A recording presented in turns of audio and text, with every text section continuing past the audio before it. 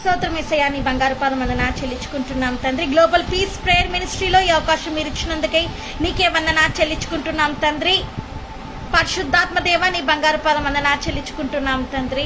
విత్తబడుతున్న ఈ వాక్యం హృదయాల్లో ఫలింప చేయమని వేడుకుంటున్నాం తండ్రి. ఈ రోజు కీర్తనలు మేము చూస్తుండగా మాతో మీరు మాట్లాడమని తండ్రి, నీ అభిషేకం ప్రతి బిడ్డ మీద మీరు కుమ్మరించమని యేసునామమున వేడుకుంటున్నాం తండ్రి. ఆమేన్. ఓకేనండి, మనం ఫస్ట్ చాప్టర్ మనం చూస్తున్నాం 107 కీర్తన. యెహోవా దయాళుడు, ఆయన కృతజ్ఞతాస్తుతులు చెల్లించుడి, ఆయన కృప నిత్యం ఉండును. యెహోవా ఎవరండి? దయాళుడు, దయగలిగిన దేవుడు అనమాట. మన దేవుడు ఎవరు? దయామయుడు అనమాట.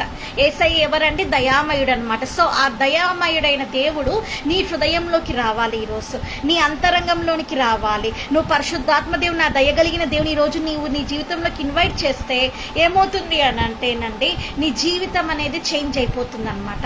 నీ లైఫ్ అనేది మారిపోతుందన్నమాట. దేవుడు ఈ లోకాన్ని ఎంతగానో ప్రేమించాడు. జాన్ 3:16 ఎంతగానో ప్రేమించి తన ఏకైక కుమారుని ఎందుకు పంపించాడంటే ఈ లోకం పట్ల దేవునికి ఎంతో ప్రేమ ఉంది. తండ్రి అయిన యెహోవా దేవుడు ఈ లోకాన్ని ఎంతగానో ప్రేమించారు. అలాగని దయ కూడా ఉందన్నమాట.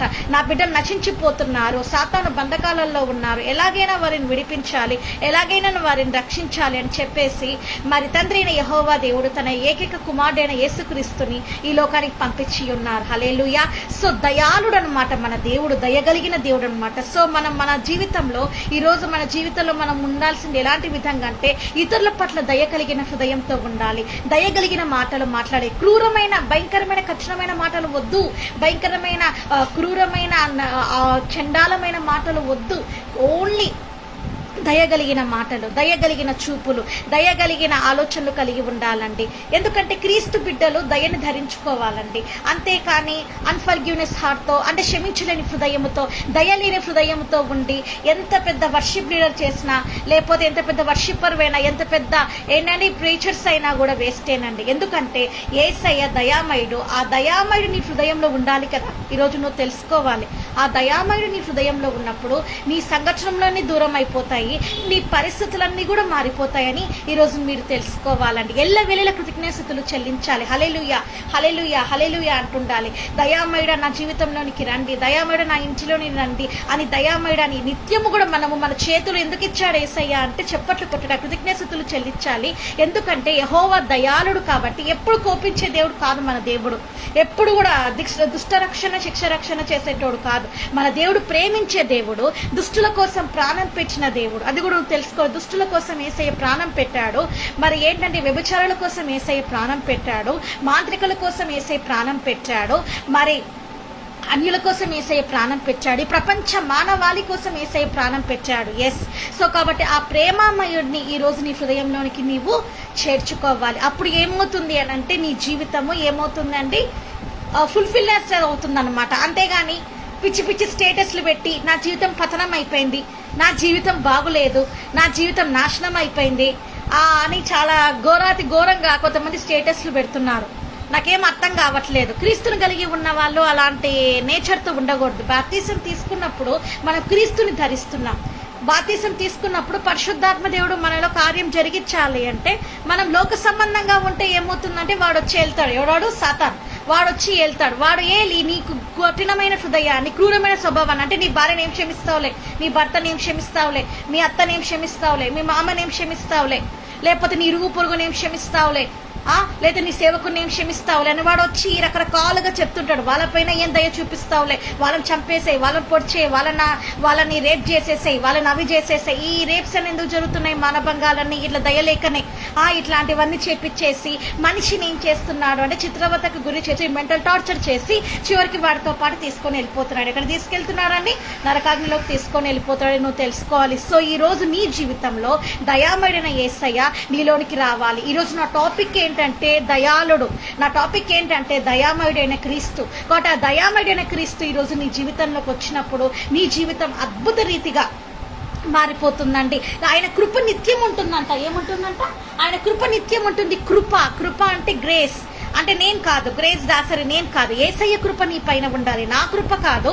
లేదా పాస్టర్స్, టీచర్స్, ఎవాంజలిస్టులు మా కృపలు కాదండి. కావాల్సింది దేవుని కృప. దేవుని కృప నీ ఎడల ఉంటే నువ్వు ఈరోజు ఎలాంటి నీచుడువైనా సరే, ఎలాంటి దుర్మార్గుడువైనా సరే, ఎంత పెద్ద తాగుబోతువైనా సరే, ఎంత పెద్ద తిరుగుబోతువైనా సరే, ఎంత పెద్ద స్మోకింగ్ పర్సన్ అయినా సరే, ఈరోజు యేసయ్యా నన్ను క్షమించండి, యేసయ్యా నన్ను కాపాడండి, దయామయుడు నా జీవితంలోనికి రండి నువ్వు ప్రార్థన చేస్తే ఆయన కృప నిన్ను ఆవరిస్తుందంట. హల్లెలూయా. ఆయన కృప నిన్ను ఆవరిస్తుందంట. ఎప్పుడైతే ఆయన కృప నిన్ను ఆవరించడం మొదలెడుతుందో అప్పుడు నీ జీవితంలో సాతానుకు పెట్టిన కట్లన్నీ కూడా తెగిపోతాయి అన్నమాట. అవి ఇట్లా ఉంటాయండి, బంధకాలు ఇట్లా ఉంటాయి. అవన్నీ ఏమైపోతుందంట, పరిశుద్ధాత్మ దేవుని అగ్ని దిగి వచ్చినప్పుడు, పరిశుద్ధాత్మ దేవుని అగ్నితో నింపబడినప్పుడు, పరిశుద్ధాత్మ అగ్నితో నువ్వు వేడిని కాల్చబడినప్పుడు ఆ కట్లన్నీ, అదేంటి ఈ లోక సంబంధమైన బలహీనతలు అవేంటివండి, శరీరాశ, నేత్రాశ, జీవపు డంబ 3 ఉన్నాయి కదా, ఆ కట్లన్నీ కూడా తెగిపోతాయంట. అలాంటి బలాన్ని, అలాంటి కృపని యేసే నీకు అనుగ్రహిస్తారంట. దానికి ముందు నువ్వేం చేయాలంటే కృతజ్ఞతలు చెల్లించాలి, ఆరాధించాలి. మన పెంటెకోస్ట్ చర్చెస్లలో ఎక్కువ ఆరాధన ఉంటుంది. సో కాబట్టి ఆరాధించాలి. ఆరాధిస్తూ ఉన్నప్పుడు పరలోక సన్నిధి దిగి వస్తుంది. ఎందుకంటే స్తుతుల సింహాసనం పైన ఆసీనుడై ఉన్నాడు మన యేసయ్య. నువ్వు ఎంత స్తుతిస్తే నీ ఇంటిలో ఉన్న సాతాను దుర్గాలన్నీ కూడా అంతగా కూలిపోతాయి. నీవెంతగా స్తుతిస్తే నీ హృదయంలో ఉన్న అలజడి కావచ్చు, పాపం కావచ్చు, అదేంటంటే శోధన కావచ్చు, అది లోక సంబంధమైన టెంప్టేషన్స్ కావచ్చు, అన్నీ కూడా కాలిపోతాయి అన్నమాట. సో దయామైన నీ హృదయంలోకి నువ్వు ఆహ్వానించినప్పుడు, ఇన్వైట్ చేసినప్పుడు దయ అనేది నీ మీదకి వస్తుందన్నమాట. దయతో నువ్వు ఇతరులను మాట్లాడతావు, దయతో ఇతరులను చూస్తావు. ఆ దయ ఎప్పుడు ఎలా ఉంటుందంటే జీవితాంతం నీ వెంట ఉంటుందన్నమాట. ఆడ వెళ్ళిపోతాడు, దుష్టుడు వెళ్ళిపోతాడు, ఆడికి దయ ఉండదు కదా. సో ఆ సాతాను వెళ్ళిపోతాడు, నీలోకి కంప్లీట్గా పరిశుద్ధాత్మ దేవుని నింపుదల అనేది జరుగుతుందన్నమాట. సో నెక్స్ట్ చూద్దాము. యెహోవా విమోచించువారు ఆ మాట పలుకుదురుగాక. యెహోవా విమోచించిన వారు మనమందరం ఎవరండి? ఆల్రెడీ యేసయ్య తన విలువైన రక్తముతో, తన ప్రశస్త రక్తంతో కొనబడిన సంఘం అండి. క్రీస్తు సంఘమై ఉన్నాం మనం. యేసు రక్తంలో కడగబడిన బిడ్డలై ఉన్నాం మనం. హల్లెలూయా. సో మనమందరం విమోచించిన సంఘమై ఉన్నాం. యేసయ్య ఆల్రెడీ విమోచించేశాడు మనల్ని. మనం ఇక బంధకాలలో లేము, మనం ఇంకా సాతాను కాడి కింద మనం లేము. మనం విమోచింపబడిన సంఘంగా ఉన్నాం కాబట్టి మనం విమోచన పొందినాము. ఆల్రెడీ విడుదల, డెలివరెన్స్ పొందినాం. మనం ఆల్రెడీ అన్ని బర్డెన్స్ నుంచి యేసయ్య మనకు విడుదల ఇచ్చేశాడు. సో ఆ మాట ఎవరైతే నిజంగా నమ్ముతారో, నన్ను క్రీస్తు ఈరోజు విడిపించినాడు, క్రీస్తు ఈరోజు నాకు విమోచకుడై ఉన్నాడు, క్రీస్తు నాకు రక్షకుడై ఉన్నాడు, క్రీస్తు నా జీవితం అయి ఉన్నాడు, ఈరోజు నా పాప బంధకాల నుంచి నన్ను విమోచించినాడు, నన్ను విడుదల చేసినాడు, నాకు వెంటనే నాకు అద్భుతమైన డెలివరెన్స్ ఇచ్చినాడు. నిజంగా క్రీస్తును కలిగిన బిడ్డలు ఎలాగా ఉండాలో ఈరోజు నిజంగా నేను తెలుసుకున్నాను అని ఎప్పుడైతే నీ హృదయంలో ఈరోజు నువ్వు చర్చికి వెళ్ళినా సరే, లేదా ఇప్పుడు లైవ్ ప్రీచింగ్ చూస్తున్నా సరే తీర్మానం చేసుకుంటావో, వాళ్ళు ఈ మాట పలుకుతారంట. ఏం వింటాంలే వాక్యాలు, ఎప్పుడు బోధకులు బోధిస్తూనే ఉంటారు ఫేస్బుక్ లైవ్లలో, అన్నిట్లో ఆన్లైన్లలో, అన్నిట్లో మరుమోగుతూనే ఉందిలే, గొర్రె బిడ్డలే అని అనుకున్నావు అని అంటే, అట్లా అనుకున్న క్రిస్టియన్స్ కూడా చాలా మంది ఉన్నారండి. సేవకుని ఎక్కడిచ్చే వాళ్ళు కూడా ఉన్నారు. సో అలా చేసుకొని నీ బతుకుని నువ్వే నాశనం చేసుకున్నావు. ఎందుకు అని అంటే ఇది రక్షణ దినము, ఈ రోజే మారు మనసు పొందాల్సిన దినం నువ్వు. కాబట్టి యేసయ్య దగ్గరికి వచ్చి నువ్వు మోకాల ప్రార్థన చేసి, కన్నీటి ప్రార్థన నువ్వు చేసి, ఈ రోజు యేసయ్య దగ్గరికి నువ్వు వచ్చినప్పుడు నిత్య జీవం అనేది నీలోనికి వస్తుంది. నిత్య జీవం ఎవరండి? యేసయ్యనే. ఆ నిత్యుడైన దేవుడు నీ మీదకి వస్తాడు, కృపగలిగిన దేవుడు నీ మీదకి వస్తాడండి. నువ్వు విమోచింపబడినావు ఆల్రెడీ ఏంటండి ఆల్రెడీ యేసయ్య ఎలా విమోచించాడు కూడా చెప్పాను. తన విలువైన యేసు రక్తం చేత ఆల్రెడీ మనం విమోచింపబడ్డాం, ఆల్రెడీ మనం విడుదల పొందినాము.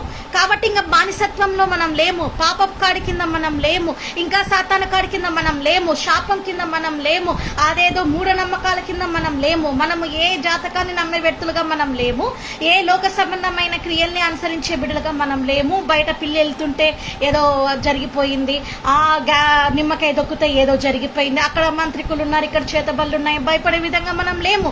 మనం ఎందుకంటే మనం యేసు రక్తంలో కడబడినాం, ఆల్రెడీ మనము విమోచింపబడి ఉన్నాం. కాబట్టి యేసు రక్తంలో మనం ఉన్నాం కాబట్టి మనం దేనికి భయపడకూడదు.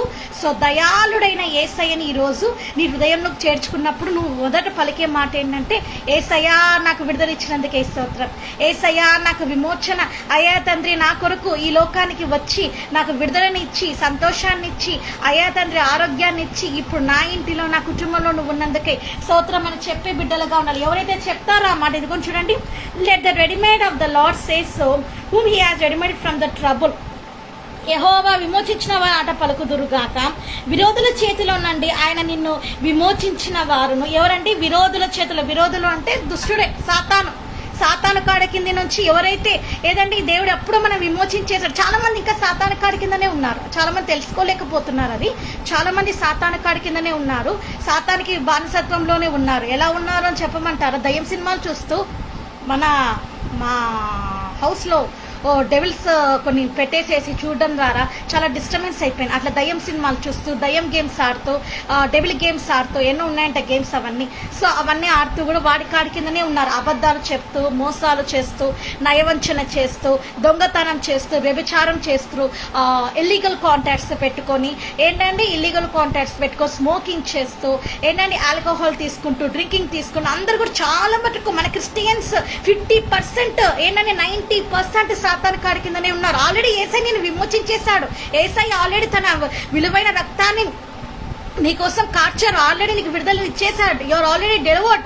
ఆల్రెడీ నీకు విడుదల ఇచ్చేసాడు. అయినప్పటికి కూడా అయ్యో ఈ రోగం నన్ను ఏం చేస్తుందో, అయ్యో ఈ బంధకాలంలోనే, ఈ అప్పుల నుంచి నేను బయటికి రాలేనే, ఈ కోర్టు కేసు నుంచి బయటికి రాలేనే అని చెప్పేసి ఏమైపోతున్నారంటే మెంటల్ టార్చర్కి గురైపోయి ఇంకా సాతానికి దాసోహం అయిపోతూ ఉన్నారు. అందుకే వాడు నీ జీవితంలో, నీ హృదయంలో తిష్టేసుకొని కూర్చొని ఉన్నాడు.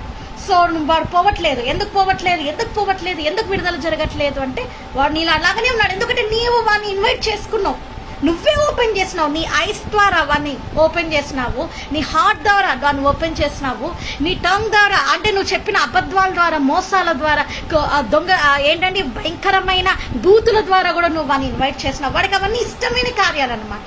వాడు అన్నిటి ద్వారా నువ్వు వాడిని ఇన్వైట్ చేసి విరోధుల చేతిలో చూడండి.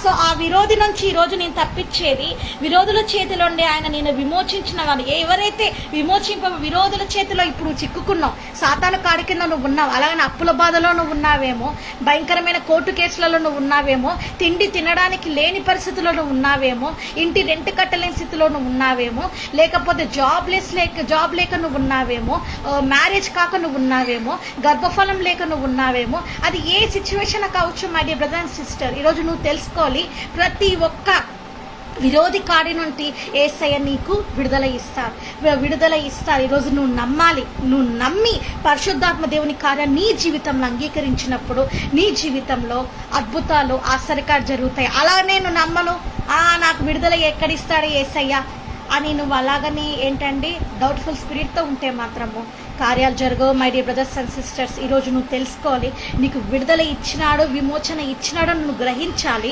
విరోధుల చేతుల నుంచి ఎవ్వరూ నిన్ను కాపాడలేరు. ఆ దుష్టుడి చేతుల్లో నుంచి విరోధులు అంటే నేను అప్పుల వాళ్ళ గురించి మాట్లాడడం లేదు, నేను మాట్లాడేది సాతాను గురించి. సో సాతాను చేతిలో నుంచి నిన్ను ఎవరు కూడా విడిపించలేరు. నేను విడిపించలేను, లేదా ఎవరైనా కావచ్చు, అది ఎవరు కూడా విడిపించలేరు. డెలివరెన్స్ ఎవరు చేయలేరు. నీకు ఎవరు చేయగలుగుతారు అని అంటే యేసయ్య మాత్రమే. సో యేసయ్య దగ్గరికి వచ్చినప్పుడు నీ పాప జీవితం మొత్తం కూడా సినిమా లాగా కనిపిస్తుంది. అప్పుడు నువ్వు రిపెంట్ అయినప్పుడు తప్పకుండా యేసయ్య నీకు దయా కిరీటం ధరింపజేస్తారు. ఎప్పుడు నీ జీవితంలో అద్భుతాలు, ఆశ్చర్యకాలు జరిగిస్తారండి.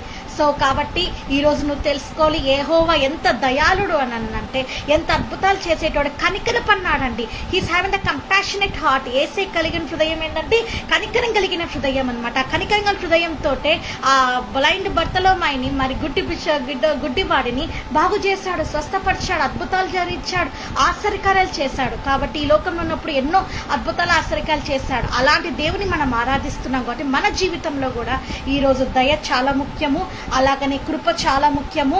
అలాగనే మనల్ని ఆల్రెడీ యేసయ్య విమోచించేసినాడు, విడుదల ఇచ్చేసినాడు. Already he was delivered you. Already నీకైనా విడుదల ఇచ్చేసాడు, విమోచించేసినాడు.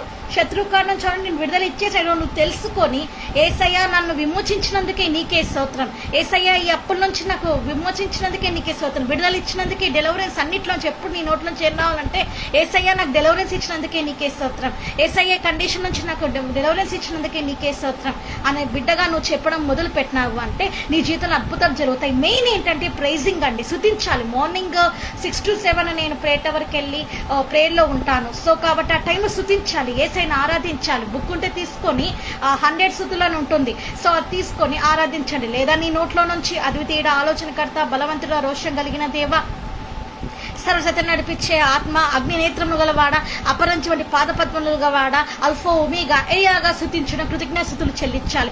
ఎంత కృతజ్ఞాస్తుతులు నువ్వు చెల్లిస్తావో అంత మెరికల్స్ నీ జీవితంలో జరుగుతాయి. My dear brother and sister, కృతజ్ఞత లేని జీవితము, ఏసై పట్ల కృతజ్ఞత కలిగిన బిడ్డగా నీవు ఉండాలి. దయామయుడైన ఏసై నీలోకి వస్తే సరిపోదు.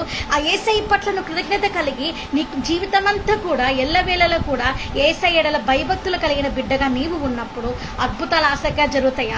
ఏం చూస్తాంలే, ఏం పెడతాంలే, ఏసై నాలో ఉన్నాడు, నా ఇష్టం వచ్చినట్టు నేను బతకొచ్చులే అని అనుకున్నావు అని అంటే, నువ్వు కానీ సపోజ్ డెత్ అయిపోయినావు యాక్సిడెంట్లో, లేదా ఏదైనా జరిగి డెత్ అయిపోయినావు, డైరెక్ట్గా పోయి అక్కడ నరకాగ్నిలో కళ్ళు తెరుస్తావు. జాగ్రత్త.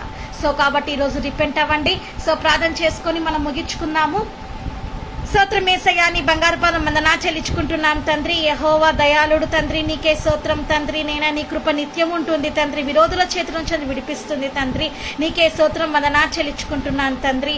దేవా తండ్రి, నైనా తండ్రి బిడ్డబని వాక్యాన్ని వాళ్ళ హృదయాలను ఫలింపచేయమని వేడుకుంటున్నాం. అవును తండ్రి, శరీరాశ నేత్రాశ జీవపు డంబంతో అయ్యే తండ్రి, నైనా తండ్రి ఈ లోకాధికారికి వాళ్ళు బానిసత్వం అయిపోయి తండ్రి 90% క్రిస్టియన్స్ లోకంలో మునిగి తేలుతుండగా తండ్రి, వారిని పట్టుకోమని, వారిని తండ్రి నైనా తండ్రి వారిని దర్శించమని, వారికి మారుమనసు దయచేయమని వేడుకుంటూ తండ్రి, వారి పాపాలు వారు ఒప్పుకొని నీ సన్నిధికి వచ్చి మోకాలుండి కన్నీటి ప్రార్థన చేసే భాగ్యం దయచేయమని వేడుకుంటూ, నీ రాకడ ఆలస్యం అయితే తండ్రి రేపు న్యూ బ్రీచింగ్తో వచ్చేటకు సహాయం చేయమని వేడుకుంటూ యేసునామమున వేడుకుంటున్నాను తండ్రి. ఆమేన్.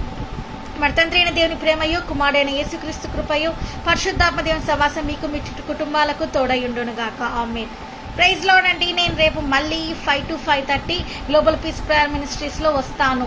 Thank you. And please subscribe my channel and support me. Thank you.